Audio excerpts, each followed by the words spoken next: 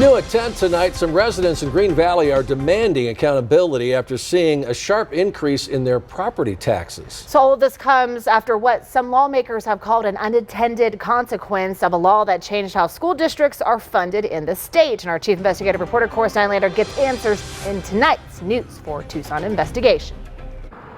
Here in Green Valley, the Continental Elementary School District is the only school district. It's without a high school, so for years, residents here have been paying tuition to Sarita Unified School District.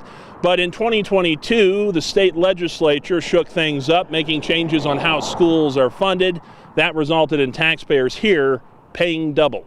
This is something that can't continue the way it is. It's affecting too many people. Jeffrey Horton lives in Green Valley and pays taxes to the Continental Elementary School District. Last year, he was shocked to see his taxes double. You know, it's about $200. That's each and every year forever if they don't fix this. The issue happened in 2022 when the state legislature passed a law that changed how school districts receive funding across the state. An unintended consequence, districts like Continental without a high school began collecting twice as much money. Nobody's safe until the legislature ends their session. And so it is vitally important that the mechanics get right, that the taxpayers in that school district get made whole. Chris Ackerley is the deputy Pima County treasurer. He says no district has been as severely impacted as the Continental Elementary School District. So for a $200,000 household, the average is about $142. More than $2 million extra has been collected from taxpayers so far, but nobody is seeing that money.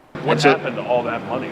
That money is being set off to the side in a pot until we get direction from the Arizona Department of Education or the state legislature as what to do with it. Ackerley says only the legislature can undo what it's done. Horton has been wanting to see a solution and has been writing his local representatives Gail Griffin and Lupe Diaz, as well as State Senator David Gowen. And I've heard nothing. This is for weeks. I've been reaching out to these representatives saying, I need an update here. The News 4 Tucson investigators hit a similar roadblock. For weeks, we reached out to Griffin, Diaz, and Gowen. We heard nothing back from Diaz. Gowen's team acknowledged our inquiry but never set a time for an interview. Griffin declined an interview but emailed us a statement saying in part, quote, "We were disappointed no one caught this before it was implemented despite providing more than a year of planning. We are committed to fixing this going forward. Further, we are committed to lowering taxes in these jurisdictions next year in order to provide a refund for last year's overpayment." A bill aimed at fixing the problem has passed the House but now needs to make it through the Senate. Not being